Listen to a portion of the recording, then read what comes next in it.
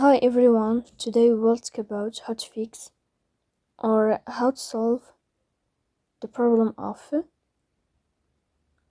notifications on the application of Discord. We go to settings. Here we go to apps, default apps, app settings. On above we search about Discord app and we click. Here in this page of app info we click on first stop and we click OK. Here you will enter to the window of storage. And then we click on clear cache. But pay attention, don't click clear data because that can delete your account. Here you can turn off your Wi-Fi and you can turn on your Wi-Fi again to fix that problem.